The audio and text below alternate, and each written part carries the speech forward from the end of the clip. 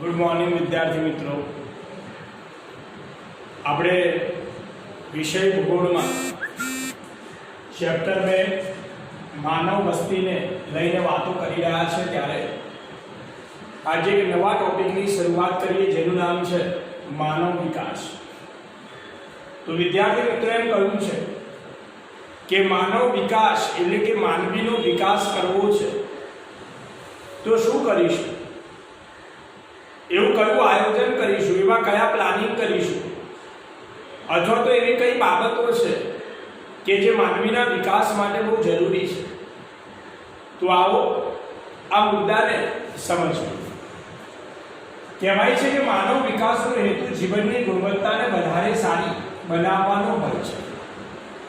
માનવ વિકાસનો હેતુ શું છે? માનવીનો વિકાસ કરવો છે તો એનો હેતુ બસ એટલો જ કે જીવનની ગુણવત્તા સુધારવી જોઈએ।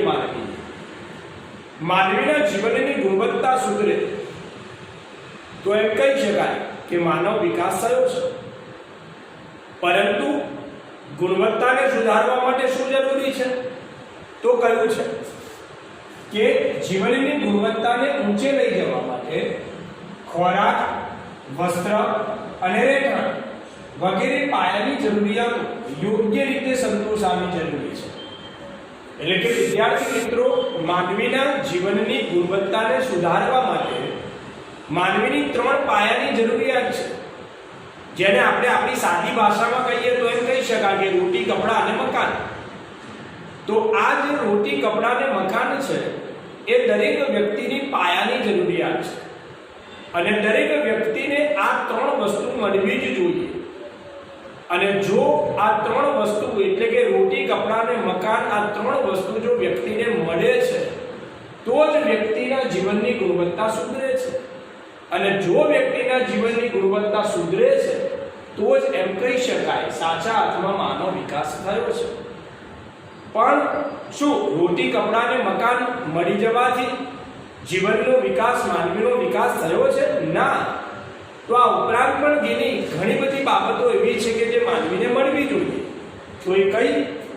તો ત્યાર પછી આરોગ્ય, શિક્ષણ અને મનોરંજન વગેરે સેવાઓની પણ જરૂર છે।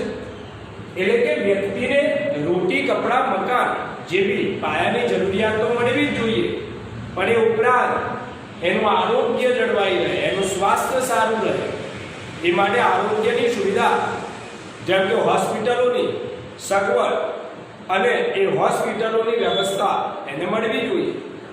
આ ઉપરાંત શિક્ષણની સુવિધા મળવી જોઈએ, એટલે કે દરેક વ્યક્તિને શિક્ષણની સગવડ મળવી જોઈએ અને એ મળે પણ છે। અને એટલે તો કદાચ આપણી ભારત સરકારે 1 થી 14 વર્ષનું શિક્ષણ મફત અને ફરજિયાત બનાવી દીધું છે। કેમ?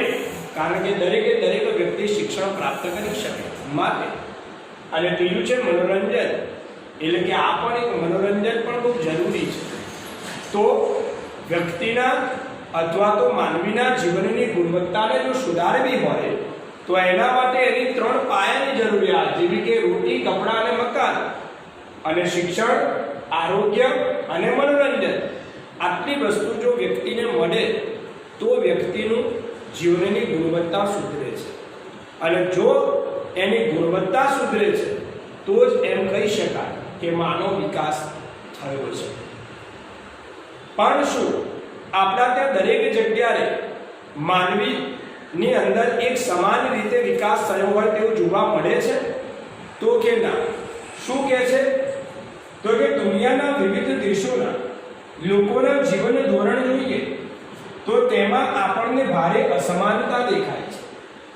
એટલે વિદ્યાર્થી મિત્રો, દુનિયાની અંદર ઘણા બધા દેશો અને દરેક દેશની અંદર રહેતો માનવી અને દરેક માનવીનું જીવન એક સરખું નથી। આપણને ખબર છે કે કોઈ વ્યક્તિ વધારે સુખી સંપન્ન જીવન જીવે છે તો કોઈ મધ્યમ વર્ગમાં આવે છે, તો એકદમ સાવ નિમ્ન વર્ગમાં આવે છે કે જે લોકો મોજશોખ બરાબર ઊંચા મોજશોખોને પણ પૂરા કરી શકે છે, તો અમુક વ્યક્તિઓ એવા છે કે જેને 2 ટંકનું જમવાનું પણ મળતું નથી। તો દુનિયાની અંદર દેશો અને દેશોની અંદર રહેલો માનવી એમાં પણ અલગ અલગ પ્રકારની દરેકની જીવનની ગુણવત્તા અલગ અલગ છે, સમાન છે, સમાન નથી। દુનિયાની દેશોની વાત તો જવા દો, પણ આગળ કહે છે વિદ્યાર્થી મિત્રો કે એક જ દેશના પણ જુદા જુદા વર્ગોના લોકોની જીવનશૈલી અને જીવન ધોરણ વચ્ચે પણ ઘણો બધો તફાવત છે. એટલે કે એક જ દેશના લોકોમાં પણ વિવિધતા. અને હું તો એક દેશને પણ નહીં, હું તો એમ કહું છું કે આપણે આપણી સોસાયટીને જોઈ લો, આપણે આપણી મહોલ્લાને જોઈ લો, આપણે આપણી પોળને જોઈ લો, ચાલીને જોઈ લો. એમાં ગણીને 15-20 મકાન હોય તો શું એમાં પણ દરેક વ્યક્તિનું જીવન ધોરણ, એની ગુણવત્તા એક સરખી નથી. કોઈ સુખી સંપન્ન જીવન જીવે છે તો કોઈને માંડ પોતાનું ઘર ચલાવી શકે છે.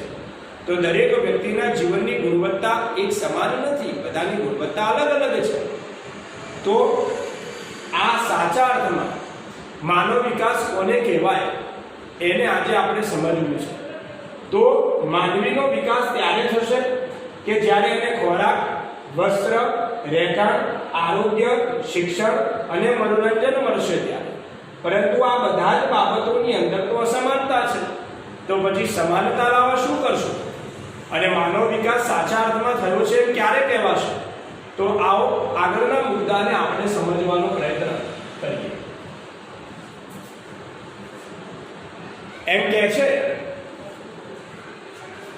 વિદ્યાર્થી મિત્રો, એમ કહે છે કે શું આર્થિક વિકાસ એ જ માનવ વિકાસ છે? પણ પહેલો શબ્દ છે આર્થિક વિકાસ. આર્થિક વિકાસ એટલે શું? તો આર્થિક વિકાસ એને કહેવાય કે દેશની રાષ્ટ્રીય આવક વધે, દેશની માથાદીઠ આવક વધે, લોકોનું જીવન ધોરણ સુધરે તો આર્થિક વિકાસ થયો છે એમ કહી શકાય.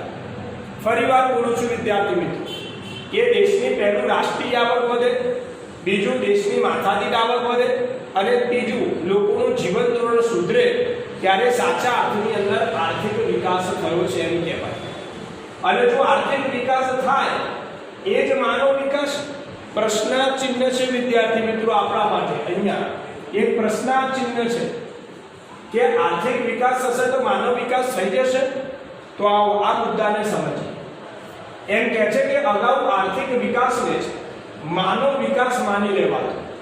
એટલે એનો મતલબ એમ કે પહેલાના સમયમાં તો એવું લોકોનું માનવું હતું અને અત્યારે પણ ઘણા બધા લોકોનું એવું માનવું છે કે જો દેશનો આર્થિક વિકાસ થશે તો માનવનો વિકાસ થશે એમ માની લેવાનું.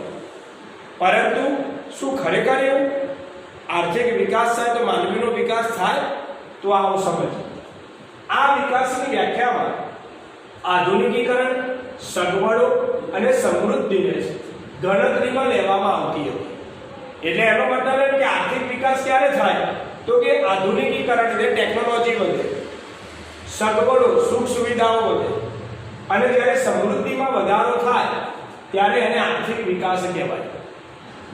હવે આગળ આ પ્રકારના વિકાસના લીધે સમાજમાં સામાજિક ભેદભાવ અને પ્રાદેશિક અસમાનતા જેવા દૂષણો જન્મ્યા છે. વિદ્યાર્થી મિત્રો સમજો બરાબર કે તમે એમ કહો કે આર્થિક વિકાસ થશે તો ટેકનોલોજી વધશે, સગવડો વધશે, સમૃદ્ધિ વધશે અને એની સાથે સાથે શું થયું? તો કે આ બધું વધવાથી સમાજમાં સામાજિક ભેદભાવ ઊભા થાય છે અને પ્રાદેશિક અસમાનતા ઊભી થાય છે. તો કેમ આવું? તો સ્વાભાવિક વસ્તુ છે વિદ્યાર્થી મિત્રો કે જેની પાસે પૈસા છે, જે પહેલેથી પૈસાવાળો વ્યક્તિ છે, જે અમીર વ્યક્તિ છે, એ અમીર વ્યક્તિ આધુનિકીકરણ ટેકનોલોજી અપનાવી શકશે. ટેકનોલોજી અપનાવવાથી એની સગવડોમાં વધારો કરી શકશે. સગવડો વધશે એટલે સમૃદ્ધિમાં વધારો થતો જશે. પરંતુ આ તો વાત થઈ પૈસાવાળા વર્ગની, પણ સામાન્ય વ્યક્તિનું શું? સામાન્ય વર્ગના લોકોનું શું? દેશનો આર્થિક વિકાસ થયો તો એનો લાભ તો કોને મળ્યો? પૈસાવાળા વર્ગને મળ્યો. તો પછી જે નિમ્ન વર્ગના જે લોકો હતા એ લોકોની સગવડોમાં વધારો થયો, એ લોકોની સમૃદ્ધિ વધી, એ લોકોની આધુનિકીકરણનું જીવન જીવવા લાગ્યા? ના. તો એના કારણે તો સમાજમાં ભેદભાવ ઊભા થયા. અમીર વર્ગ વધારે અમીર બનતો ગયો, ગરીબ વર્ગ વધારે ગરીબ બનતો ગયો. તો હવે તો એ કીધું છે કે આવો વિકાસ એક તરફ લોકોની પ્રગતિ આપે છે, એક તરફ લોકોને પ્રગતિ, તો કયા લોકોને? તો પૈસાવાળા વર્ગને ઓર પ્રગતિ આપે છે. તો જ્યારે સમાજનો અમુક વર્ગ એવો છે કે જેમની પરિસ્થિતિ જ્યાં હતી, લખ્યું છે કે અનેક લોકોને ઉપેક્ષાનો સામનો કરવો પડે, તો જ્યારે અમુક લોકોને તો એમનું જીવન ધોરણ ત્યાંનું ત્યાં જ રહ્યું, એનો તો કોઈ વિકાસ થયો જ નહીં. તમે આધુનિકીકરણ કર્યું, ઈસવીસન 1991 સાલની અંદર ઉદારીકરણ, ખાનગીકરણ અને વૈશ્વિકીકરણની નીતિ લઈ આવ્યા, તો એનાથી મોટા મોટા ઉદ્યોગો શરૂ થયા, પણ એ ઉદ્યોગોમાં ટેકનોલોજી આવી, પણ એ ટેકનોલોજીનો ઉપયોગ કોને કર્યો? તો પૈસાવાળા વર્ગે કર્યો. તો વિકાસ કોનો થયો? પૈસાવાળા લોકોનો થયો. તો પછી જે ગરીબ વર્ગના જે લોકો હતા, જે સામાન્ય જીવન જીવતા હતા, એ લોકોનો વિકાસ તો થયો જ નથી. તો એ લોકોને તો ઉપેક્ષાનો સામનો કરવો પડે. અને એટલે કહ્યું છે કે માત્ર આવક વધવાથી માનવ વિકાસ થતો નથી. લોકોની આવક વધી જાય તો માનવ વિકાસ થયો છે એમ નથી, પરંતુ આવકનો સાચો ઉપયોગ કરવાની સમજણ પણ વધવી જોઈએ. આવક વધી, પણ આવકનો ઉપયોગ કરવાની આ સમજણ, શક્તિ વધવી જોઈએ. એટલે એનો મતલબ શું? તો એનો મતલબ એમ થયો વિદ્યાર્થી મિત્રો કે આવક વધે છે, પણ એ આવક વધ્યો છે એનો ઉપયોગ સમાજના લોકોના કલ્યાણ માટે થવો જોઈએ. સદઉપયોગ થવો જોઈએ, આવકનો સારો ઉપયોગ થવો જોઈએ. જેની પાસે પૈસા છે એ વ્યક્તિએ શું કરવું જોઈએ? તો સમાજમાં નિમ્ન વર્ગના જે લોકો છે એવા લોકોને ઉદ્યોગ સ્થાપીને રોજગારી પૂરી પાડવી જોઈએ. જે લોકોની પાસે કામ નથી એને કામ આપવું જોઈએ. જે લોકોને જમવાનું નથી મળતું એના માટે 2 ટંકનું જમવાની વ્યવસ્થા કરવી જોઈએ. જે લોકોને રહેવા માટે મકાન ઉપર છત નથી એ લોકોને રહેવા માટે મકાનોની સુવિધા આપવી જોઈએ.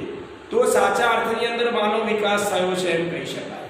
ખાલી માત્ર ને માત્ર લોકોની આવક વધવાથી વિકાસ થયો છે એમ માનવાની જરૂર નથી. આવક વધે છે, પરંતુ એ આવકનો સમાજના નિમ્ન વર્ગના લોકોનો વિકાસ કરવા માટે ત્યાં સદઉપયોગ થવો જોઈએ. એવી સમજણ શક્તિ જો વધે આપણામાં તો સાચા અર્થમાં માનવ વિકાસ છે. અને એટલે જ કહ્યું છે કે આર્થિક વિકાસ એ જ માનવ વિકાસ કહી શકાય નહીં. તમે આમ જોવા જાઓ તો પહેલાનું આપણું અમદાવાદ અને અત્યારના અમદાવાદમાં આસમાન જમીનનો ફેર છે. તો તમે આમ જોવા જાઓ તો એમ કહી શકો કે અમારું અમદાવાદ, અમારો દેશ બહુ વિકાસ કરી રહ્યો છે. પણ શું તમારા દેશની અંદર ગરીબી દૂર થઈ છે? ના. શું લોકોને રોજગારી મળે છે? ના. એક પણ માણસ રોડ ઉપર બહાર ઝૂંપડપટ્ટીમાં રહેતો દેખાય છે? એટલે મીન્સ કે ઝૂંપડપટ્ટીમાં રહેતા લોકોનું પ્રમાણ ઘટી ગયું છે? ના. ભીખ માંગતા લોકોનું પ્રમાણ ઘટી ગયું છે? ના. તો આ ઘટવું જોઈએ. દરેક લોકોને રોજગારી મળવી જોઈએ, તો સાચા અર્થમાં માનવ વિકાસ. બહાર રોડ ઉપર કોઈ પણ વ્યક્તિ ભીખ માંગતો દેખાય ને તો સાચા અર્થમાં વિકાસ છે. એક પણ વ્યક્તિ બહાર રોડ ઉપર ઝૂંપડપટ્ટીમાં રહેતો ના હોય એ સાચા અર્થમાં માનવ વિકાસ છે. ખાલી લોકોની આવક વધવાથી માનવ વિકાસ નથી વિદ્યાર્થી મિત્રો. તો હવે માનવ વિકાસ સાચા અર્થમાં શું છે? તો આવો આગળના મુદ્દાને આપણે સમજીએ. તો આગળનો મુદ્દો વિદ્યાર્થી મિત્રો છે કે સાચો માનવ વિકાસ. એટલે કે તમે એવું તો કહ્યું કે દેશનો આર્થિક વિકાસ થાય તો માનવ વિકાસ થતો નથી. તો પછી માનવ વિકાસ સાચા અર્થમાં થયો ક્યારે કહેવાય? તો આવો આપણે સમજીએ.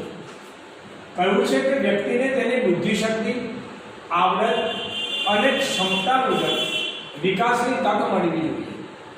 એટલે કે વિદ્યાર્થી મિત્રો દરેક વ્યક્તિને પોતાની બુદ્ધિશક્તિ, પોતાની આવડત અને પોતાની ક્ષમતા મુજબ દરેક વ્યક્તિ વિકાસ કરી શકે એવો એનો એક મોકો, એક તક મળવી જોઈએ. બીજું, તંદુરસ્ત અને આરોગ્યમય લાંબુ જીવન જીવતાનો હોવો જોઈએ. એટલે કે દરેક વ્યક્તિ તંદુરસ્ત, સ્વાસ્થ્ય દરેક વ્યક્તિનું સારું હોય અને એનું આરોગ્યમય લાંબુ જીવન જીવી શકતો હોવો જોઈએ. શિક્ષણની સુલભ તક મળવી જોઈએ, એટલે શિક્ષણની સારી સુવિધા મળવી જોઈએ. સામાજિક અને રાજકીય અધિકારો મળવા જોઈએ, એટલે દરેક વ્યક્તિને સામાજિક અને રાજકીય અધિકારો એક સમાન રીતે મળવા જોઈએ. જો વિદ્યાર્થી મિત્રો આટલી વસ્તુ વ્યક્તિને મળે તો એમ કહી શકાય કે વ્યક્તિનો સાચો માનવ વિકાસ થયો છે. ફરી વાર બોલું છું વિદ્યાર્થી મિત્રો કે દરેક વ્યક્તિને પોતાની બુદ્ધિશક્તિ, પોતાની આવડત અને ક્ષમતા મુજબ વ્યક્તિને વિકાસની તક મળવી જોઈએ. એ ઉપરાંત તંદુરસ્ત અને આરોગ્યમય લાંબુ જીવન મળવું જોઈએ. શિક્ષણની સુવિધા મળવી જોઈએ અને સામાજિક અને રાજકીય અધિકારો એને મળવા જોઈએ. તો જ સાચા અર્થમાં માનવ વિકાસ થયો છે એમ કહી શકાય. તો આવો હવે માનવ વિકાસની વ્યાખ્યા જોઈએ. તો વિદ્યાર્થી મિત્રો કહ્યું છે કે માનવ વિકાસ એટલે માનવીની વિકાસ આકાંક્ષાઓ અને જરૂરી હોય એવી જીવન નિર્વાહની સુવિધાઓ વિસ્તારવાની પ્રક્રિયા. તો ફરીવાર વિદ્યાર્થી મિત્રો સમજીએ કે માનવ વિકાસ એટલે માનવીની વિકાસ આકાંક્ષા એટલે કે એની અપેક્ષા, ઈચ્છાઓ. તો દરેક વ્યક્તિની પહેલા તો તમામ પ્રકારની ઈચ્છાઓ પૂરી થવી જોઈએ અને જરૂરી હોય એવી જીવન નિર્વાહની સુવિધાઓ મળવી જોઈએ. હવે જરૂરી હોય એવી સુવિધા કઈ? તો આગળ આપણે બોલી ગયા કે દરેક વ્યક્તિની પાયાની જરૂરિયાત જેવી કે રોટી, કપડાં, મકાન, શિક્ષણ, આરોગ્ય અને મનોરંજન, આટલી વસ્તુ દરેક વ્યક્તિની જરૂરિયાત છે. તો એ દરેક જરૂરિયાત વ્યક્તિની પૂરી થાય તો એમ કહી શકાય કે માનવ વિકાસ છે. તો માનવ વિકાસની આ વ્યાખ્યા વિદ્યાર્થી મિત્રો પરીક્ષામાં પૂછાય છે 1 માર્કમાં કે માનવ વિકાસ કોને કહેવાય? તો યાદ રાખજો કે માનવ વિકાસ એટલે માનવીની વિકાસ આકાંક્ષાઓ એટલે કે એની બધી ઈચ્છાઓ અને જરૂરી હોય એવી તમામ પ્રકારની જીવન નિર્વાહની સુવિધાઓ એને મળી રહે એવી વ્યવસ્થા કરવી, એનું નામ છે માનવ વિકાસ. આગળ વાત કરીએ માનવ વિકાસનું માપન. હવે માનવ વિકાસ થયો છે કે નથી થયો એ ક્યારે ખબર પડે? તો કે એનું માપન કરવું પડે. અને એ માપન કોને કર્યું? તો કે ભારતીય મૂળના અર્થશાસ્ત્રી જેનું નામ છે અમર્ત્ય સેન. એ અમર્ત્ય સેનને આ માનવ વિકાસના માપન કરવા માટે નોબેલ પારિતોષિક મળ્યું હતું. એટલે કે એમને ઇનામ આપી અને સન્માનિત કરવામાં આવ્યા. શું કામ? તો કે માનવ વિકાસનું માપન કર્યું અને એ પણ ભારતના મૂળ વ્યક્તિ હતા અને એ આપણા માટે બહુ ગર્વની બાબત કહી શકાય. માનવ વિકાસની સંકલ્પના આ અમર્ત્ય સેનના યોગદાન દ્વારા વિકસાવી. એટલે એનો મતલબ એમ કે આપણી સામે જે સંકલ્પના છે, જે વ્યાખ્યા છે, એ વ્યાખ્યા આપવાનો પ્રયત્ન જો કોઈએ કર્યો હોય તો તે એ વ્યક્તિ એટલે આ અમર્ત્ય સેન કે જેને આપણી સામે માનવ વિકાસની વાત રજૂ કરી. માનવ વિકાસનો પ્રથમ અહેવાલ 1990માં સંયુક્ત રાષ્ટ્ર વિકાસ કાર્યક્રમ દ્વારા પ્રસિદ્ધ કરાયો. એટલે માનવ વિકાસનો સૌપ્રથમ અહેવાલ આપણી સામે ક્યારે આવ્યો તો કે 1990માં. અને કોને કર્યો તો કે સંયુક્ત રાષ્ટ્ર વિકાસ કાર્યક્રમ દ્વારા કરવામાં આવ્યો છે. એટલે કે સંયુક્ત રાષ્ટ્ર સંઘ દ્વારા આપણને માનવ વિકાસનો અહેવાલ રજૂ કર્યો છે. સંયુક્ત રાષ્ટ્ર વિકાસ કાર્યક્રમ જેને આપણે ટૂંકમાં UNDP કહીએ છીએ. હવે આ UNDP નું પૂરું નામ શું? તો યુનાઇટેડ નેશનલ ડેવલપમેન્ટ પ્રોગ્રામ. ફરીવાર બોલું છું કે સંયુક્ત રાષ્ટ્ર વિકાસ કાર્યક્રમને ટૂંકમાં UNDP તરીકે ઓળખવામાં આવે છે. જેનું પૂરું નામ શું છે? તો કે યુનાઇટેડ નેશનલ ડેવલપમેન્ટ પ્રોગ્રામ તરીકે તેને ઓળખવામાં આવે છે. તો તેમાં જુદા જુદા દેશોના વિભિન્ન નિર્દેશકોના આધારે સૂચક આંક નક્કી થયો છે. એટલે કે વિદ્યાર્થી મિત્રો હવે માનવ વિકાસ માપવો છે કે ખરેખર સાચા અર્થની અંદર માનવ વિકાસ થયો છે કે નહીં, તો એના માટે ઘણા બધા લોકોએ ઘણા બધા નિર્દેશકો બતાવ્યા છે. એટલે કે નિર્દેશકો બતાયા અને એના દ્વારા એમણે એમ કહ્યું કે જો આટલી વસ્તુની અંદર જો વિકાસ થશે તો માનવીનો વિકાસ થયો છે, નહીં તો નહીં. તો હવે માનવ વિકાસના નિર્દેશકોની વાત હવે આના પછીના વિડીયોમાં આપણે કરીશું.